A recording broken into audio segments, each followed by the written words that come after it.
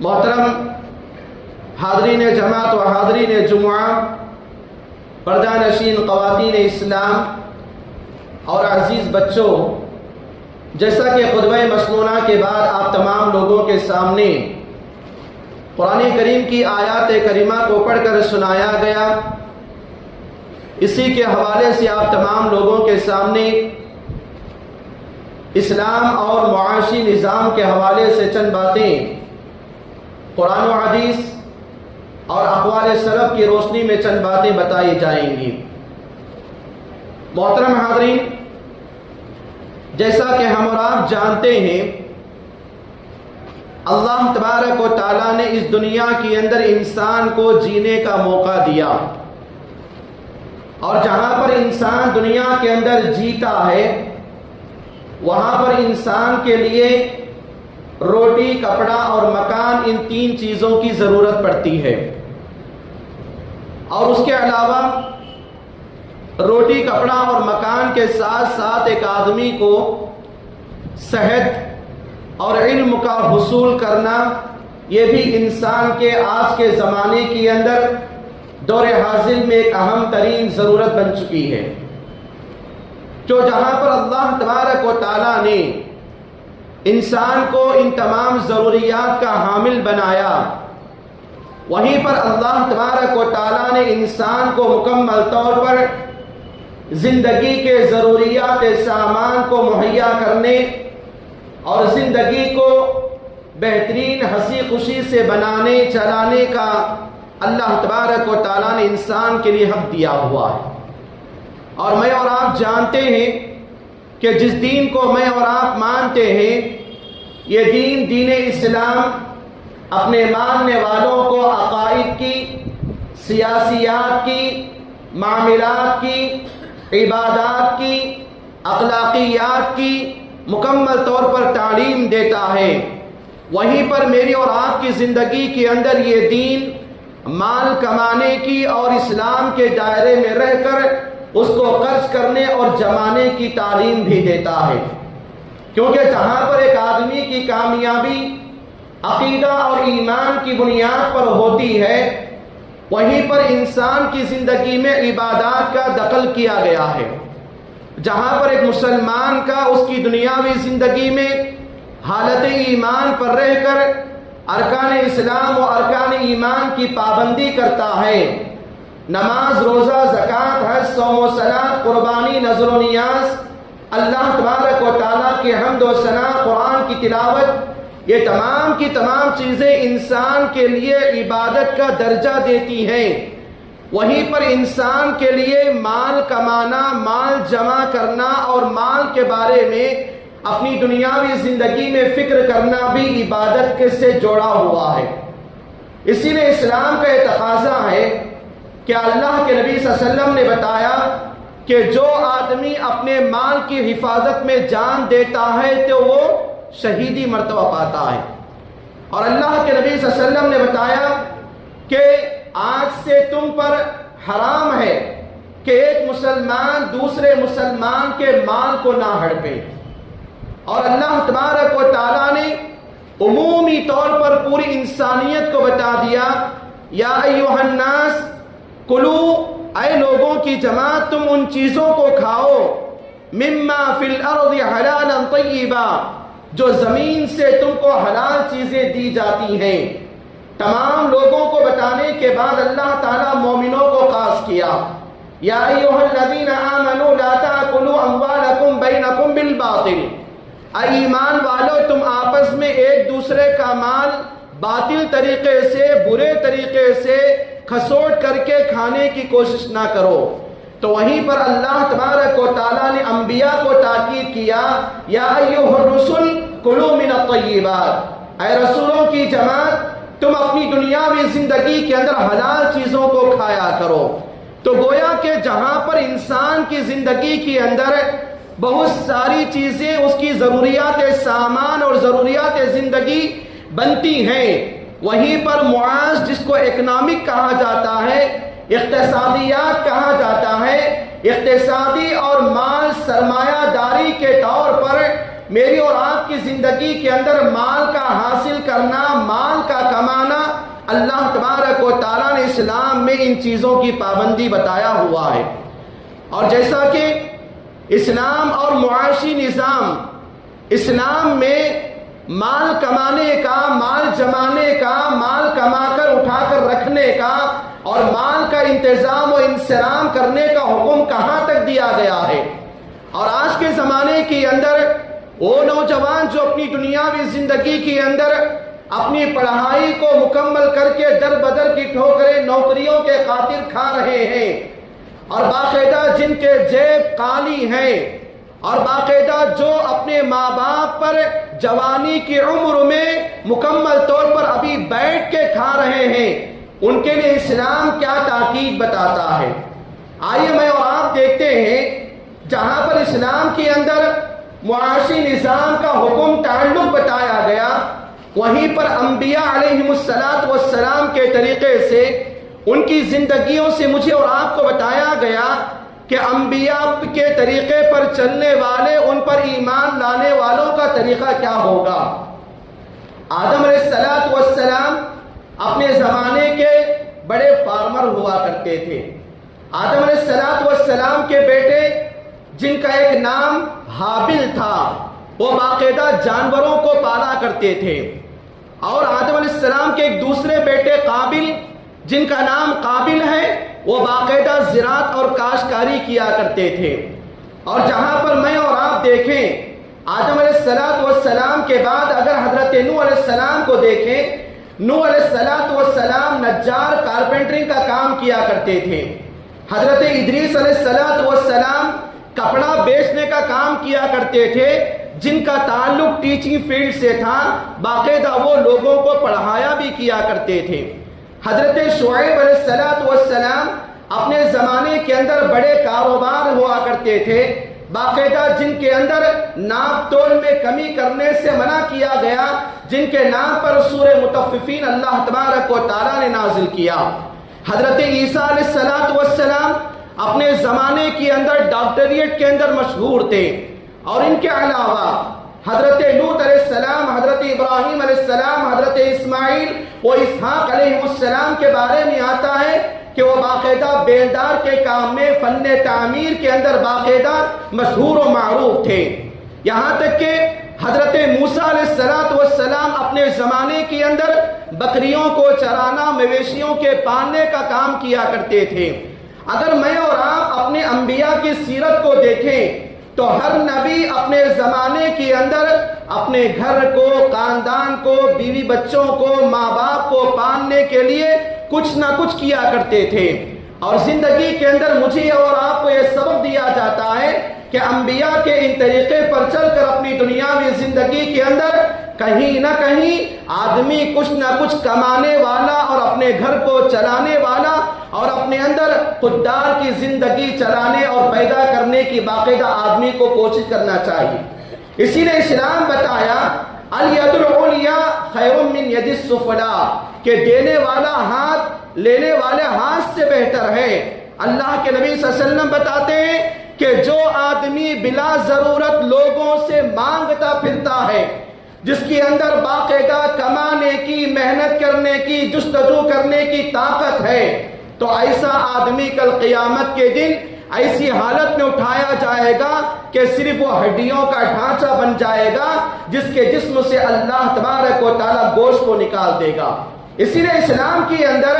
لوگوں سے بلا ضرورت پوچھ کر اپنی عزت کو گوانا، اپنے وقار کو خاتمہ کر دینا، اسلام کے اندر ان چیزوں سے روکا گیا ہے۔ جہاں پر انبیاء کی اگر بات کریں، صحابہ کرام رضی اللہ عنہم اپنی دنیاوی زندگی کے اندر حضرت ابوبکر صدیق رضی اللہ عنہ، حضرت طلحہ بن عبید اللہ رضی اللہ عنہ، یہ دونوں صحابی مکہ اور مدینے کے کپڑوں کے بڑے بڑے تاجروں میں سے ان کا نام آتا ہے۔ حضرت عمر رضی اللہ عنہ باقاعدہ لوگوں کے درمیان یہ بتاتے ہیں کہ میرے پاس اگر کوئی آدمی جہاد کے بعد اگر کسی کام کرتے ہوئے کمائی کے غرض سے مر جاتا ہے تو ایسا آدمی میرے پاس کیا ہے، دنیا کے اندر سب سے بڑا افضل مقام و مرتبہ رکھنے والا ہے۔ حضرت عثمان بن عفان رضی اللہ عنہ باقاعدہ اپنی دنیاوی زندگی کے اندر تجارت کا کام کیا کرتے تھے. حضرت عثمان بن طلحہ رضی اللہ عنہ جن کے اللہ کے نبی صلی اللہ علیہ وسلم نے جن کے ہاتھوں میں کعبۃ اللہ کی کیلیاں دیے ہوئے تھے، وہ باقاعدہ اپنی زندگی کے اندر لکڑیوں کو جمع کرنے کا کام کیا کرتے تھے. حضرت ابو ہریرہ رضی اللہ عنہ باقاعدہ بتاتے ہیں کہ صحابہ کرام رضی اللہ عنہ جنگل کو جاتے، لکڑیوں کو کاٹتے، مدینے کے بازار میں رکھتے اور باقاعدہ اس سے بیچ کر اپنے گھر کو چلایا کرتے تھے. اور میں اللہ کے نبی صلی اللہ علیہ وسلم کے پاس رہ کر علم حاصل کیا کرتا تھا. یہاں تک کہ حاطب بن ابی بلتعہ رضی اللہ عنہ کے بارے میں آتا ہے کہ وہ اس زمانے کے اندر چاول کے بیپارداری کیا کرتے تھے. حضرت معدی بن کرب رضی اللہ عنہ کے بارے میں آتا ہے کہ وہ اپنے زمانے کے اندر مشہور و معروف صنعت اور حرفت کا کام کیا کرتے تھے. یہاں تک کہ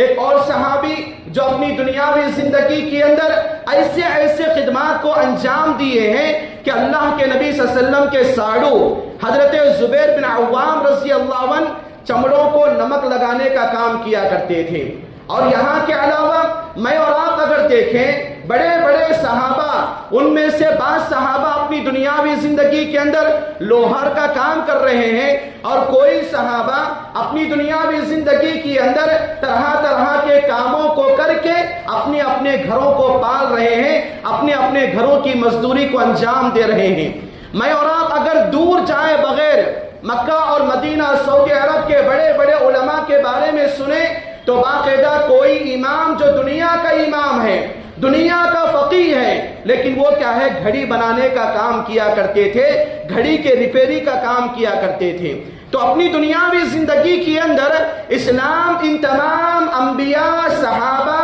اور سلف صالحین کا طریقہ بتا کر مجھے اور آپ کو اپنی دنیاوی زندگی کے اندر کچھ نہ کچھ اپنی زندگی میں گھر کے چلانے کے لیے معاشی انتظامات کو انجام دینے کی تعلیم و تاکید کرتا ہے. اسی لیے اسلام اپنی دنیاوی زندگی کے اندر جہاں پر کمانے کا، اکنامک کے، معاش کے جمع کرنے کا حکم دیتا ہے، وہیں پر اسلام بتاتا ہے یا تو آدمی اپنے پاس جو مال ہے اس مال کے مناسبت سے تجارت کرے، یا نہیں تو آدمی دوسروں کے پاس جا کے کچھ خدمت کرے، نوکری کرے، وہاں سے مال کمائے، یا نہیں تو کم از کم اپنے مال کو جمع کرنے کے لیے، اپنے گھر میں کھانا اور چیزوں کا انتظام کرنے کے لیے کم از کم آدمی اپنی دنیاوی زندگی کے اندر کوئی ہنر سیکھے. تو گویا کہ اسلام کے اندر معاشی نظام کے لیے تجارت کا طریقہ بتایا، نوکری کا طریقہ بتایا اور مکمل طور پر اپنے اندر ہنر مندی کا طریقہ سکھایا ہوا ہے. تو یہ تین چیزوں میں سے کسی ایک چیز کو آدمی اپنی دنیاوی زندگی کے اندر اپنا کر اللہ تبارک و تعالیٰ کے فضل یعنی اس کے رزق کو اور مال کو حاصل کر سکتا ہے. قرآن کے اندر جہاں کہیں بھی زکوٰۃ دینے کا حکم ہوا ہے، تقریباً قرآن کے اندر 13 جگہ زکوٰۃ دینے کا حکم ہے اور 1 جگہ زکوٰۃ لینے کا حکم ہے. تو گویا کہ مسلمان قوم کو ہمیشہ دینے والے بننا چاہیے، لینے والے بننے کی کوشش ہرگز نہیں کرنا چاہیے. اسی لیے اسلام کے اندر یہ طریقہ بتایا گیا کہ میں اور آپ اپنی دنیاوی زندگی کے اندر ہمیشہ ان چیزوں کا خیال کریں کہ باقاعدہ جہاں پر میری اور آپ کی تعلیم ہے، میرا اور آپ کا پڑھنا لکھنا ہے، میری اور آپ کی اولاد کو جو میں اور آپ پڑھاتے ہیں، یہ ہمیشہ یاد رکھیں تعلیم کا مقصد کاروبار نہ ہو، تعلیم کا مقصد پیسے جمانا نہ ہو، تعلیم کا مقصد نوکری کرنا نہ ہو، تعلیم کا مقصد دنیا کو حاصل کرنا نہ ہو، بلکہ تعلیم تو سیکھی جاتی ہے انسان کے اندر انسانیت کو آنے کے لیے. لیکن آدمی کے لیے عبداللہ بن مبارک رحمہ اللہ اور دیگر اسلاف اپنی دنیاوی زندگی کے اندر یہ طریقہ انجام دیتے تھے کہ اپنے بچوں کو، اپنے وہ بچے جن کی عمر 13 سال سے بڑھ چکتی ہے اور جن کی عمر کیا ہے 17 سال کی ہوتی ہے یا 23 سال کی ہوتی ہے، باقاعدہ علماء سلف نے لوگوں کو نصیحت کیا ہے ایسا باپ جس کا کچھ کاروبار ہے وہ اپنے کاروبار کے اندر اپنے ساتھ اپنے بچے کو لے جائیں، کیونکہ باپ کے بعد کاروبار کو سنبھالنے والا باپ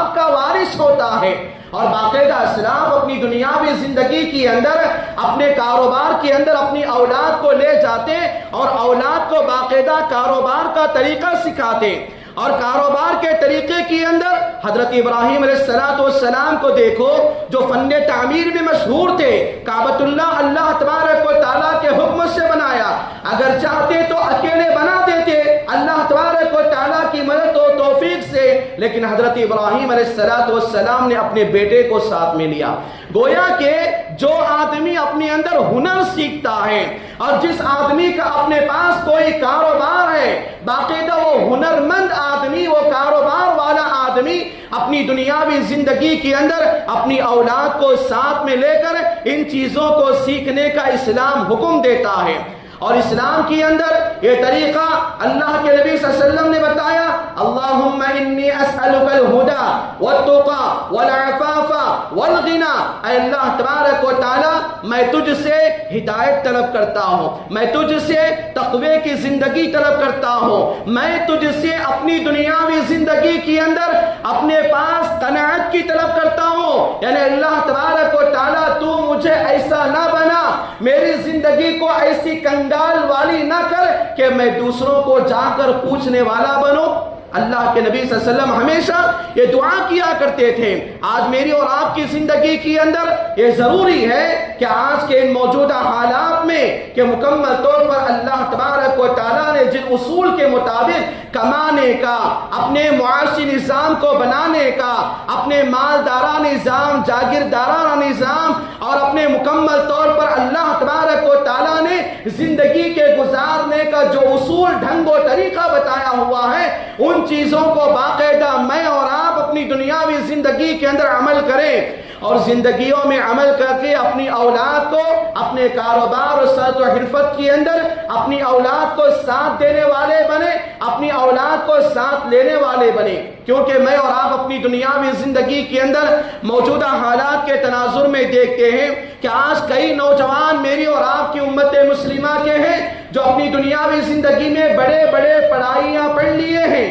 ڈگریوں کو تو حاصل کر لیے ہیں، لیکن انہی ڈگریوں کی بنیاد پر نوکریوں کے چکر میں پھر کر اپنی دنیاوی زندگی کے اندر اپنے عمروں کو کھپا رہے ہیں، جن کی بنیاد پر نہ ان کی نوکریاں مل رہی ہیں، نہ ان کی وقت پر شادیاں ہو رہی ہیں، جن کی بنیاد پر وہ اخلاقی گراوٹ اور بروں کی صحبت اور دوستی کا نتیجہ ان کی زندگی کا خاتمہ کر رہا ہے۔ آج اپنی دنیاوی زندگی کے اندر یہ حالات مسلمانوں کو یہ بتاتی ہیں کہ مسلمانوں اپنی دنیاوی زندگی کے اندر جہاں تک ہو سکے انبیاء کا طریقہ، صحابہ کا طریقہ، اسلاف امت کا طریقہ اپنی دنیاوی زندگی کے اندر انجام دے کر اپنی اولاد کو خوددار بنائیے، اپنی اولاد کو خوددار بنائیں، اپنی اولاد کو کسی کے سامنے ہاتھ پھیلانے والا نہ بنائیں۔ اور ہمیشہ یہ بات یاد رکھیں کہ جب تک میں اور آپ نوکری کریں گے، اسلام کے اندر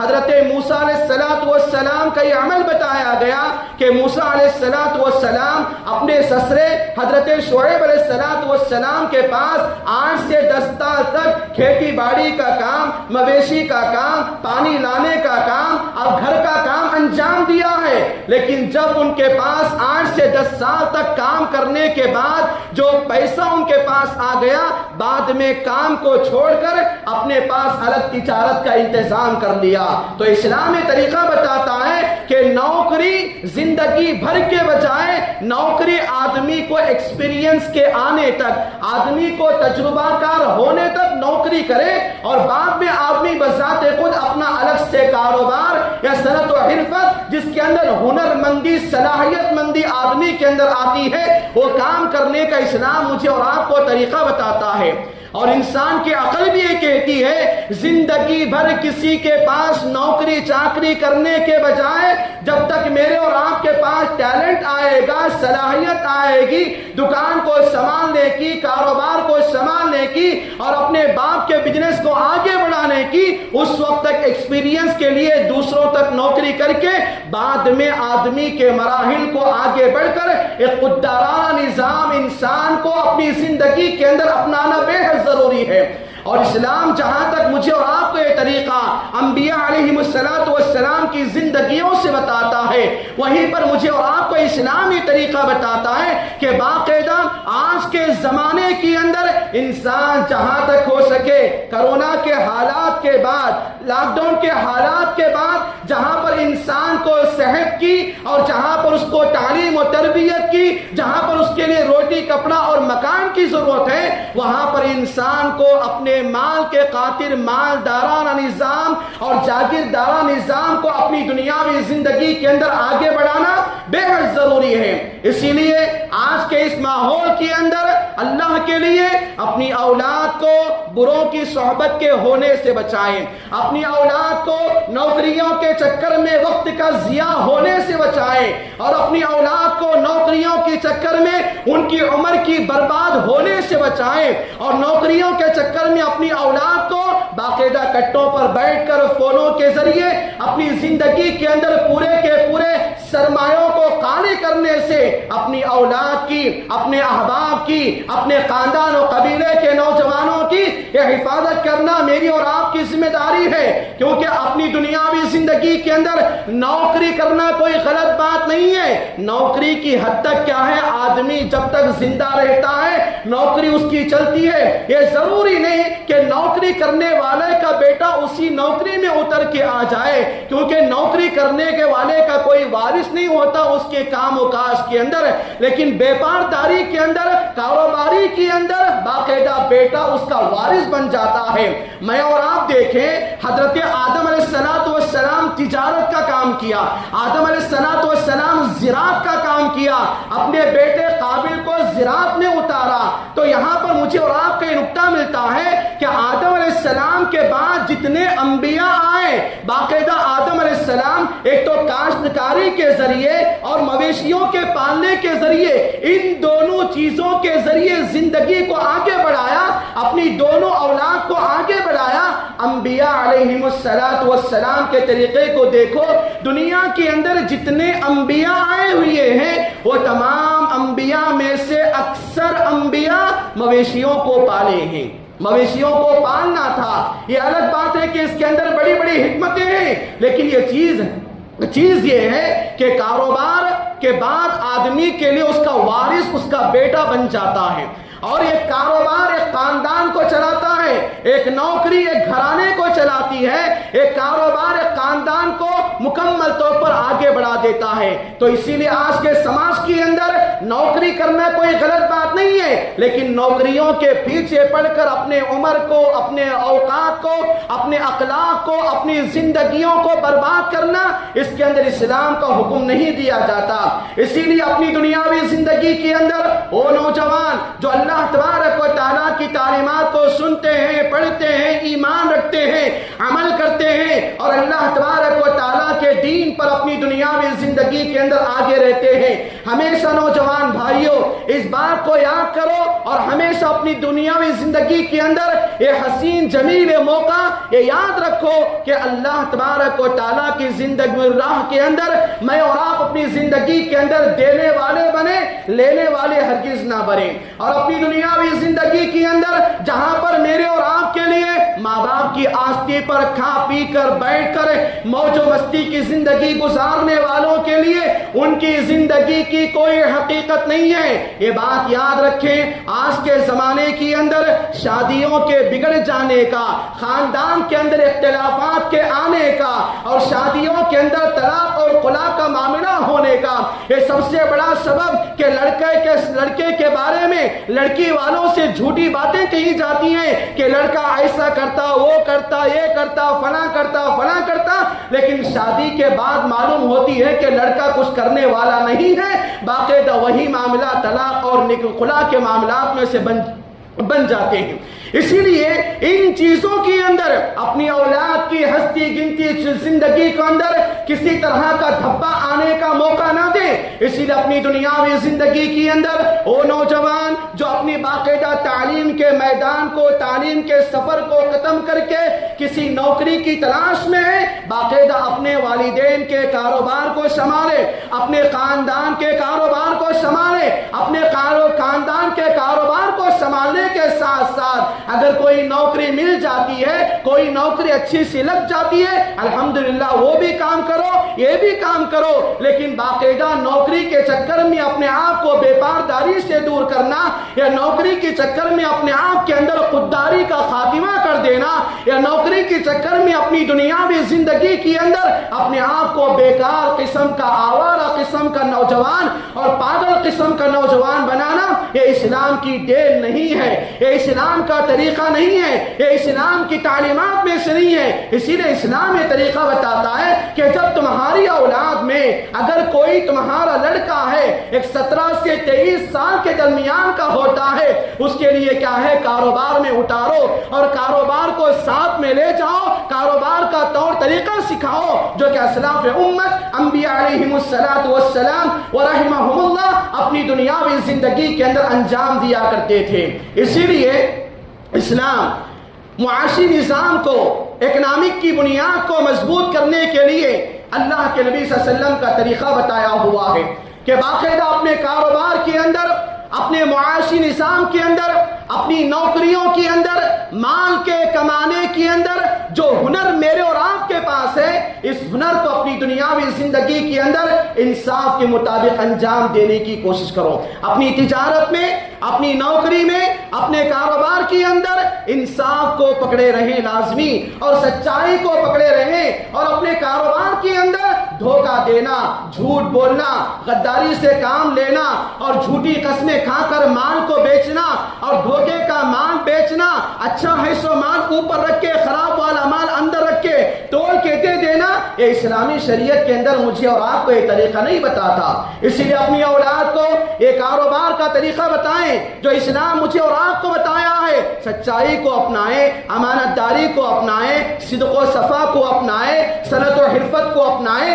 اور اپنی زندگی کے اندر کاروبار کے معاملات کے اندر ہمیشہ زبان کے سچے بنے اور ہمیشہ وعدے کے پکے بنے۔ آج اپنی دنیاوی زندگی کے اندر کاروبار کے معاملے میں مسلمان کا جو کاروبار ٹھپ پڑتا ہے، اس کا سب سے بڑا سبب مسلمان جو کاروباری ہے، مسلمان جو تاجر ہے، اس کی زبان صحیح نہیں ہے، اور اس کی زبان صحیح نہ ہونے کی وجہ سے وہ وعدے کا خلاف بن جاتا ہے۔ آنے والے کسٹمر کے ساتھ اچھا سلوک کرنا اسلام کا یہ طریقہ ہوا ہے۔ پیارے نبی جناب محمد رسول اللہ صلی اللہ علیہ وسلم کے بارے میں آتا ہے کہ وہ اپنی دنیاوی زندگی کے اندر صحابہ کرام مدینے کے گلیوں کے پاس سے آئے، مدینے میں صحابہ کرام آئے جس موقع پر مدینے کے بازار کے